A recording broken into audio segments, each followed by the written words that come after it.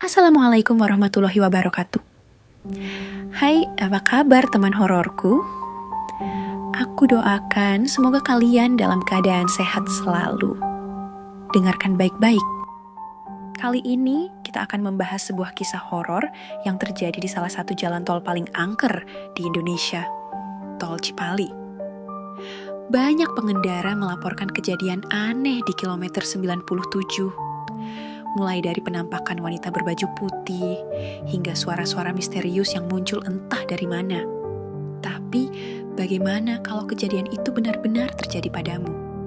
Bagaimana kalau seseorang yang kau tabrak di jalan ternyata bukan manusia? Simak kisah lengkapnya sampai akhir, dan jangan lupa siapkan nyalimu. Malam di Tol Cipali selalu terasa berbeda.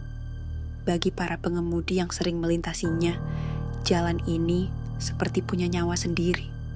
Sebagian besar tak mau mengakui, tapi hampir semua sopir truk pernah mengalami kejadian aneh di sini. Bram, pria berusia 38 tahun, sudah lebih dari 10 tahun hidup di jalanan. Ia tak pernah takut gelap, hujan deras, atau jalur sepi. Baginya, yang penting adalah sampai tujuan dengan selamat dan mendapat upah. Malam ini, ia sedang dalam perjalanan dari Jakarta menuju Semarang, mengantarkan muatan barang elektronik. Hujan turun rintik-rintik sejak keluar dari gerbang tol. Lampu-lampu jalan terlihat samar, lebih banyak redup daripada menyala. Radio di dashboard memutar lagu lawas, mencoba menemani perjalanannya yang sepi. Di kursi penumpang, Dudung, keneknya, tertidur pulas. Mendengkur kecil dengan kepala bersandar ke kaca. Bram tak keberatan. Lagi pula, tak ada yang bisa diajak bicara di tengah malam begini. Waktu menunjukkan pukul 1.47 dini hari, jalanan kosong. Hanya ada truknya dan 1-2 kendaraan lain yang melintas dari arah berlawanan. Bram menguap. Matanya mulai terasa berat. Ia meraih botol air mineral di sampingnya, meneguknya sedikit. Udara dingin dari air menyentuh kulitnya, membuatnya sedikit lebih segar. Tapi tiba-tiba, SREKK, terdengar suara aneh dari luar, seperti gesekan sesuatu di aspal. Bram mengernyit. Ia melirik kaca spion, tapi tak melihat apa-apa. Hujan makin deras. Ia memutar wiper lebih cepat. Matanya kembali ke jalan. Dan saat itulah, brak! Sesuatu menabrak kap depan truk dengan keras. Bram refleks menginjak rem sekuat tenaga. Truk bergetar hebat, ban berdecit panjang di atas aspal yang basah.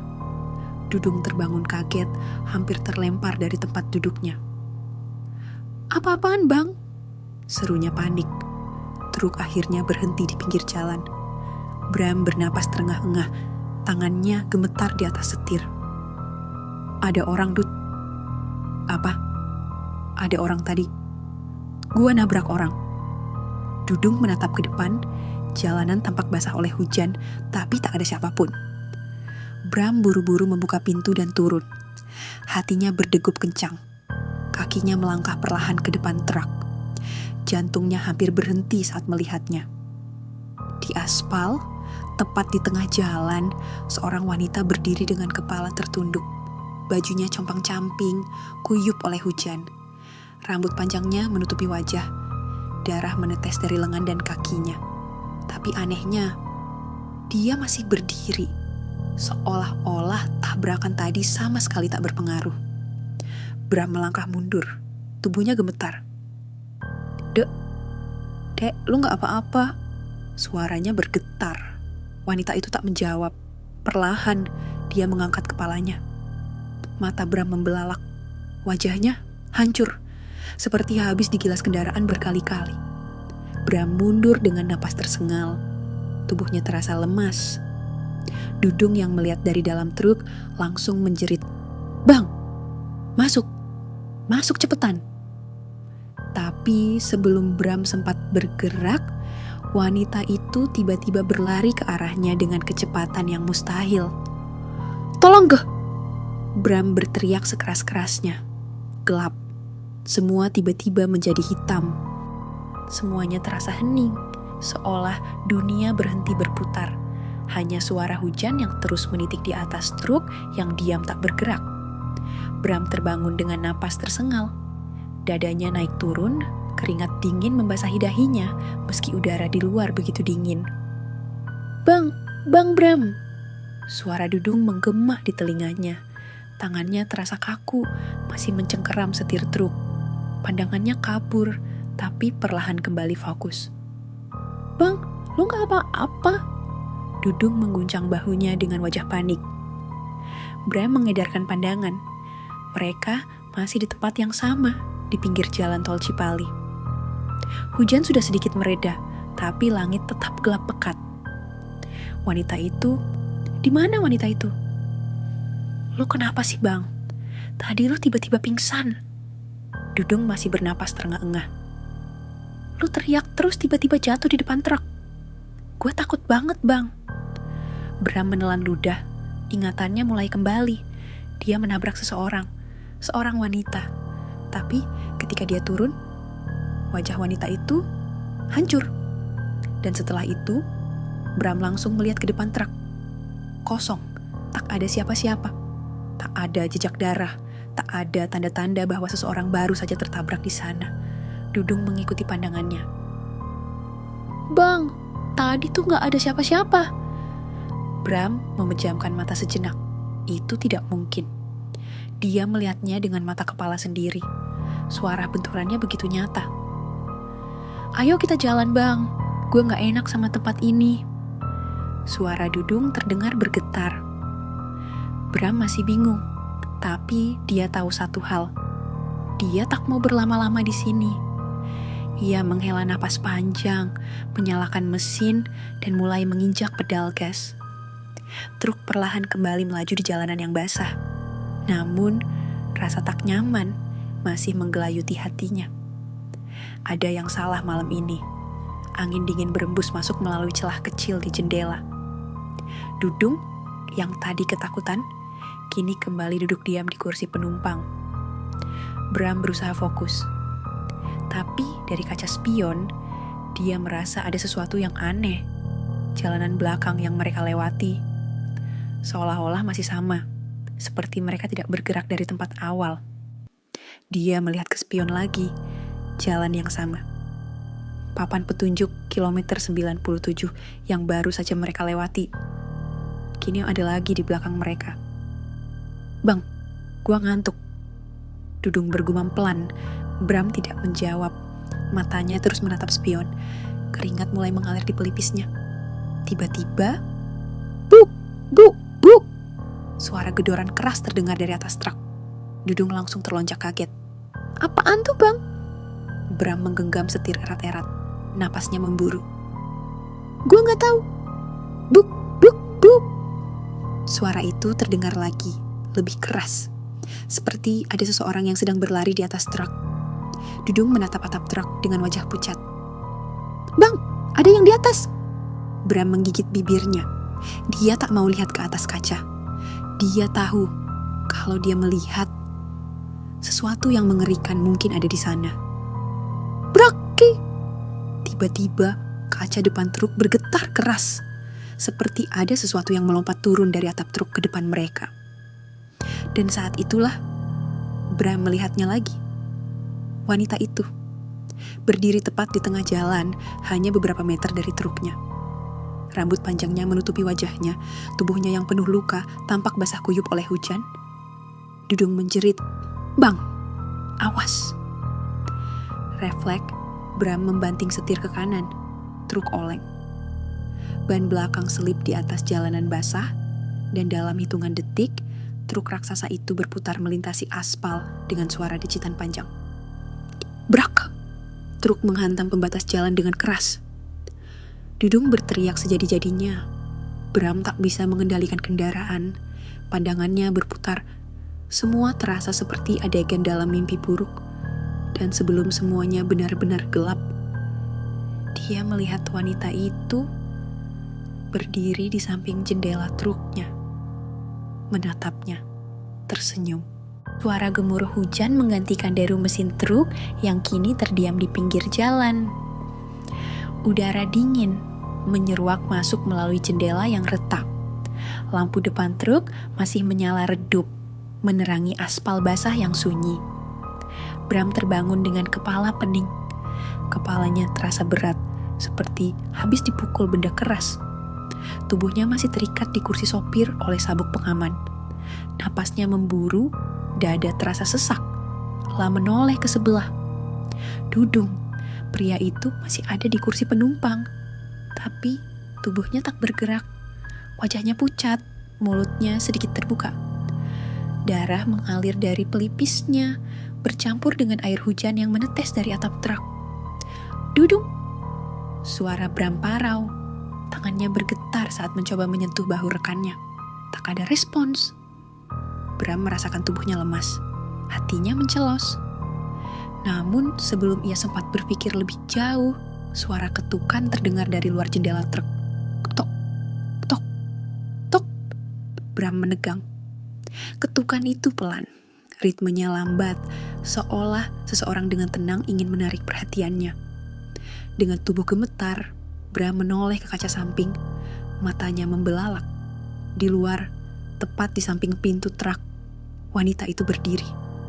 Wajahnya yang hancur kini terlihat lebih jelas. Mata kosongnya menatap lurus ke dalam kabin. Bibirnya yang robek sedikit tersenyum, menyeringai menyeramkan. Tok, tok, tok, lah mengetuk kaca lagi. Kali ini lebih keras. Bram tak bisa bergerak. Seluruh tubuhnya terasa kaku, seperti ada sesuatu yang menahannya di tempat.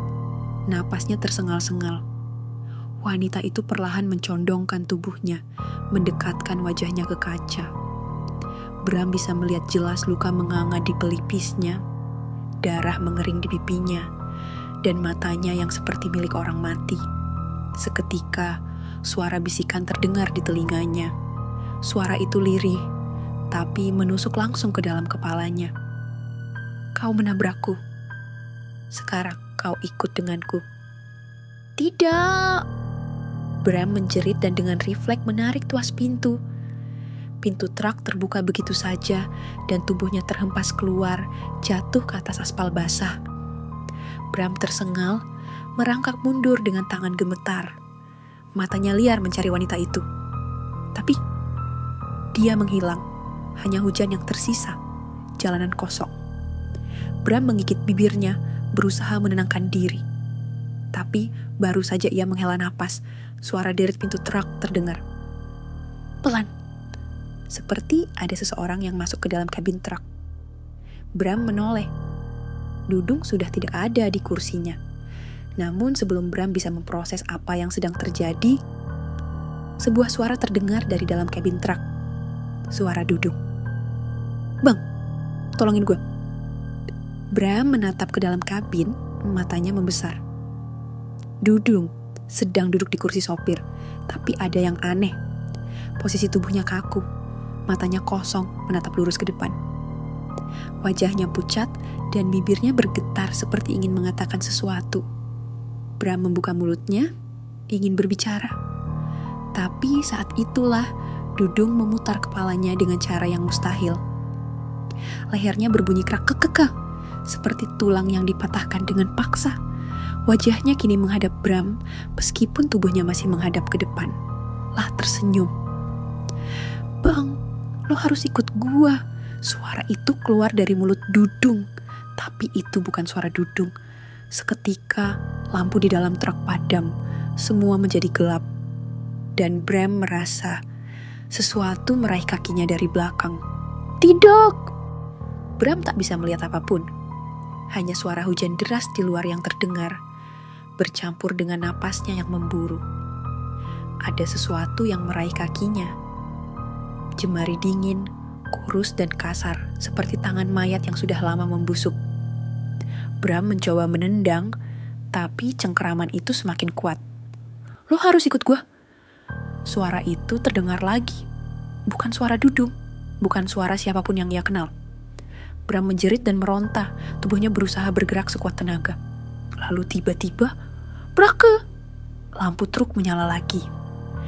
Dan dalam sekejap, Bram melihat semuanya. Dudung masih duduk di kursi sopir, dengan kepala yang terpelintir ke belakang, tersenyum ke arahnya.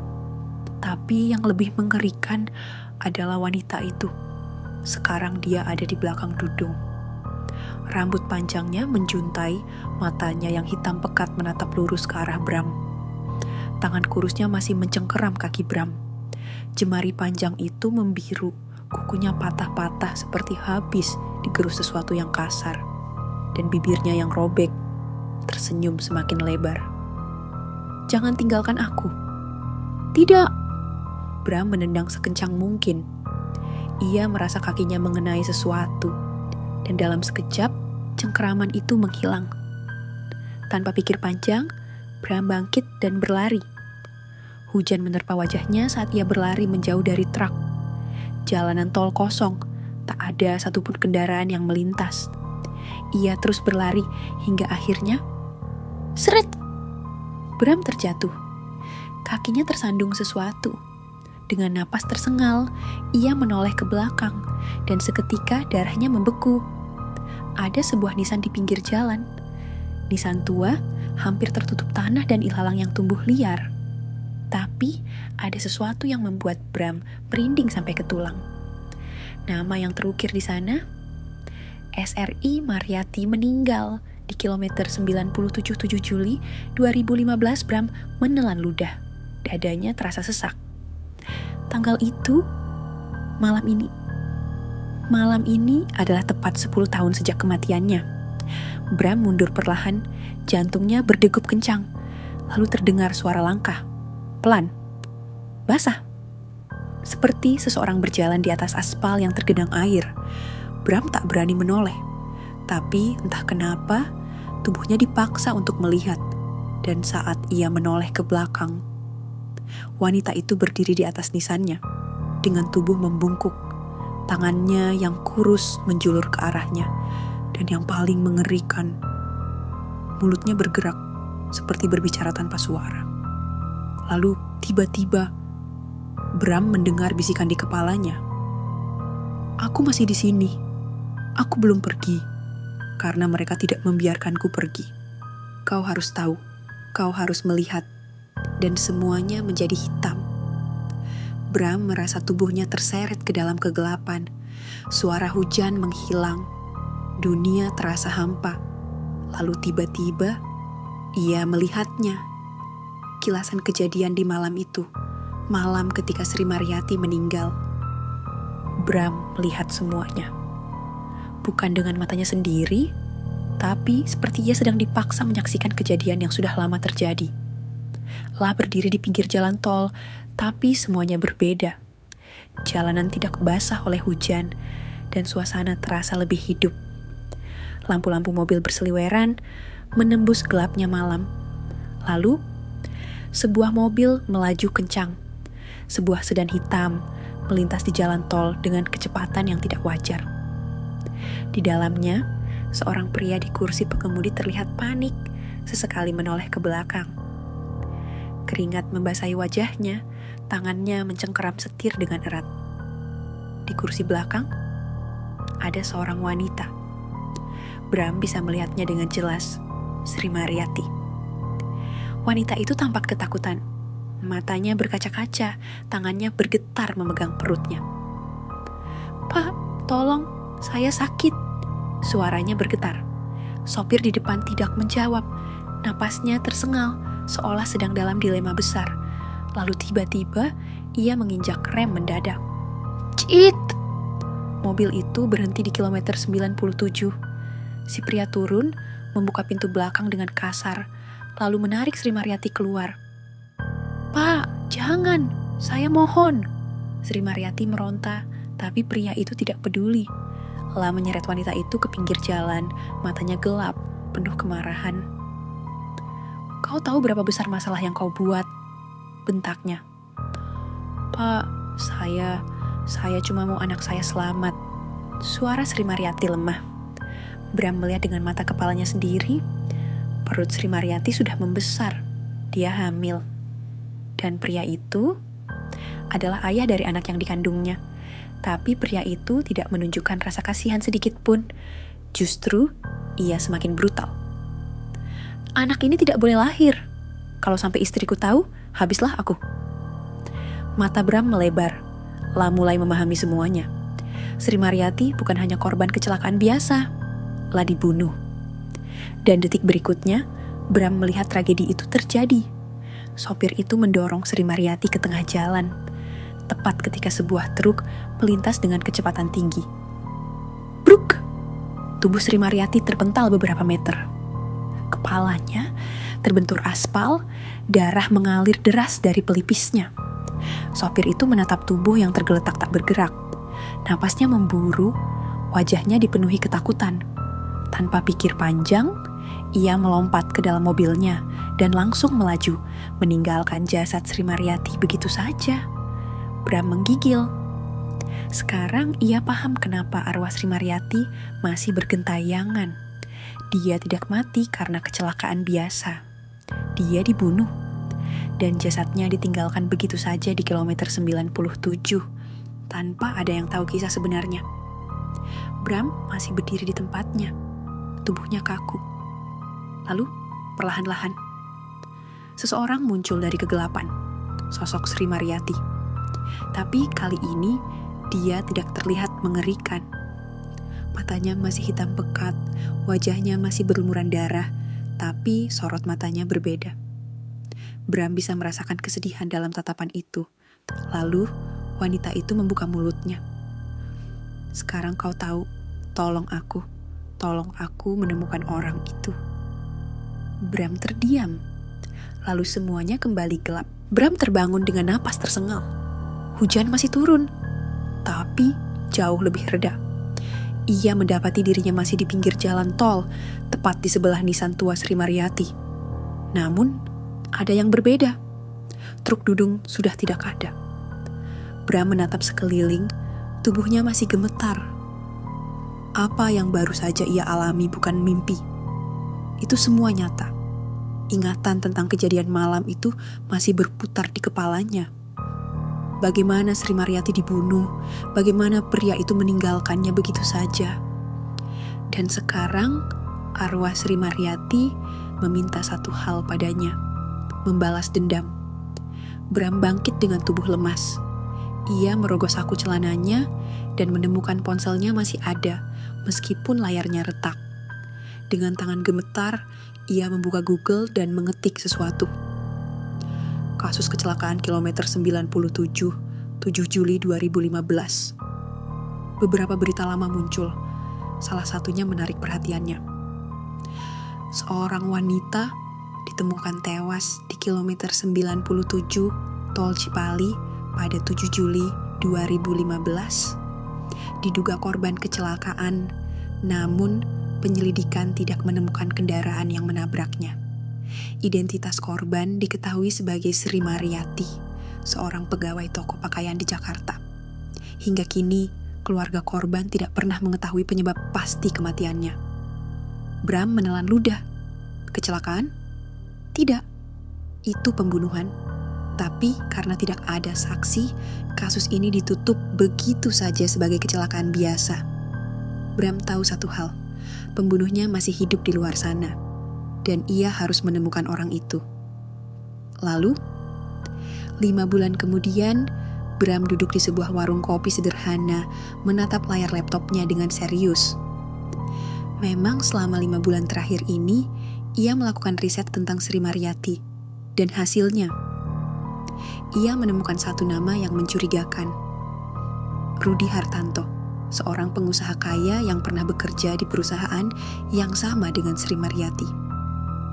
Pria ini menikah dengan seorang wanita dari keluarga terpandang, tetapi rumor mengatakan ia sempat memiliki hubungan gelap dengan pegawai di kantornya.